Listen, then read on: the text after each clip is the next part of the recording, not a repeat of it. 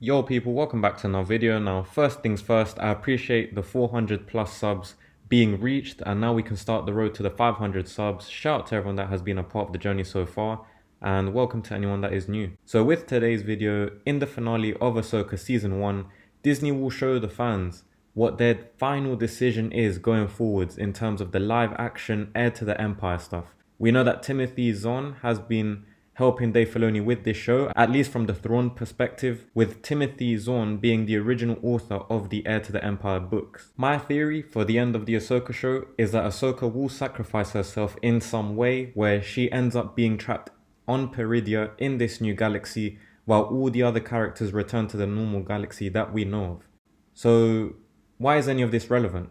Well, this whole Filoniverse is rumored to be heading down the Heir to the Empire route, and in Heir to the Empire, the protagonists are Luke Skywalker, Han Solo, and Princess Leia, the OG trio, and they face Thrawn. Now, before the Ahsoka show even came out, people were speculating that Ahsoka will take Luke's place as the main character in the live-action Heir to the Empire content. Han and Leia will probably get replaced with some of the Rebels characters, maybe Ezra, maybe Hera, Sabine, or maybe some of the newer characters like Shin Hati, etc.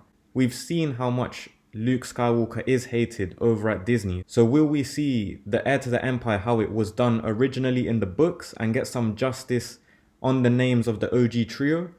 Or will we get Ahsoka being the new protagonist of it all? From a personal point of view, I would be a bit annoyed with this if Ahsoka becomes the protagonist, even though Ahsoka is in my top 3 Star Wars characters. Also, I feel like the Rebels characters have been fleshed out, so again, I wouldn't mind, but it would be a bit frustrating. It's just not the same as having Luke, Leia and Han, the original 3, who we have never really been able to see beyond Return of the Jedi in their primes and being portrayed correctly in live action.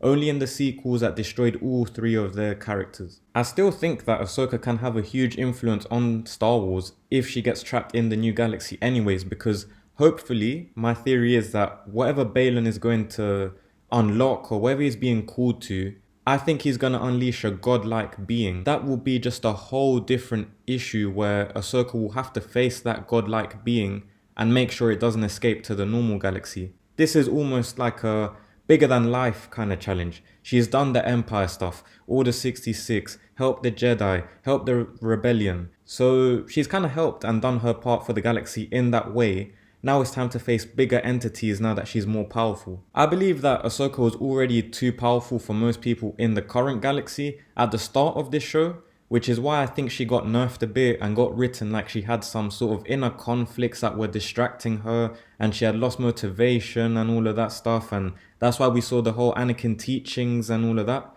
This allowed the other characters to keep the story going without Ahsoka just having to do everything and doing everything so easily because she is so powerful.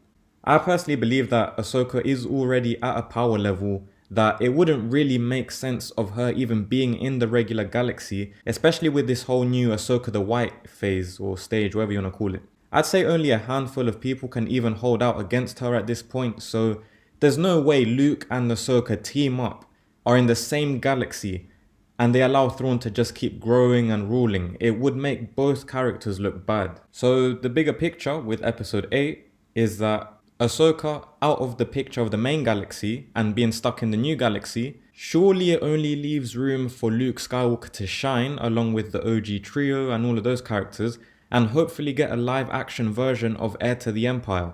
Mark Hamill has already given his blessings pretty much for Disney to cast a young Luke Skywalker so they can stop the CGI deepfake stuff. So why not go for it? Why not make the fans genuinely happy? Or do Disney just enjoy abuse? I'm just saying, this makes perfect sense. Let Luke, Han, Leia shine, get the respect they deserve before they all get ruined in the sequels. We've never seen their actual primes in live action. We've never really seen Han Solo be more than just a scoundrel and a really good pilot. I think he's got a lot of potential there to be fleshed out. It would be really interesting just to see him contribute in different ways other than just the standard stuff. We've not seen Leia tackle the politics in live action, follow Padme's footsteps, as well as training as a Jedi with her brother, seeing how she balances out both of these lifestyles. I think this would be really interesting as well. And lastly, Luke Skywalker. We've not even seen him in his prime. Return of the Jedi was not his prime. This is when he should be in his prime. as we saw in The Mandalorian Season 2, but that's all we've really been shown, and he's way more powerful than this. Imagine Luke using his powers in his prime with all the technology that we have now compared to the 80s. Some people may not like this, but Luke Skywalker still sells more tickets than Ahsoka. Whether Disney want to show the facts or not, everyone knows. I don't even want to talk about the horrendous Nielsen's ratings that Ahsoka got for episode 3. I just know that wouldn't happen with Luke Skywalker if he had a show, even after Disney have tried to intentionally sabotage and destroy him. But yeah, let me know what you think about this. Let me know how you think the show will conclude. Any theories, any thoughts, any predictions that you have, drop them down in the comments. Drop a like while you're at it as well, I really appreciate it. Sub to the channel if you're new around here, as we're on the road to 500 subs. Have a great rest of your day and thank you for your time.